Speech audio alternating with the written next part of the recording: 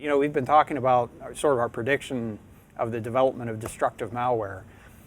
It seems like the CryptoLocker, well, FBI did some things in conjunction with, I think, was it the UK? Well, in any case, there were some activity to take down CryptoLocker and some other malware.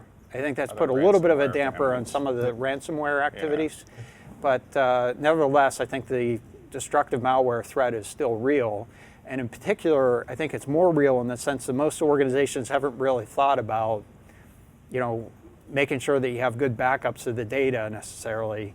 Or even if you do have good backups of the data, what would it be like to try to recover if hundreds of machines were brought down or thousands of machines? Having a handful that get ransomware and having to do recovery on that is one thing. Right. That's probably manageable. But trying to recover hundreds or thousands of machines, that's a much bigger problem. Or like what happened to my son's business workplace, where their file server got, it spread to their file server, and they didn't have good backups, and they really didn't have IT people, let alone security people, and their recovery was a disaster. So even a simple case where it's a file server, it can be very complicated to restore, and if you haven't practiced it, it's more than likely the case that it's not going to work out when you really need it.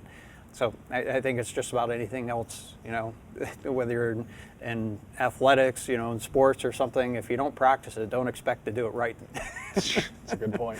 So this is a case where I think practicing and having a plan for sort of the larger scale situation where you actually have some priorities set. Who are the folks that need to be restored first? Or is it the executives, or is it the IT support people?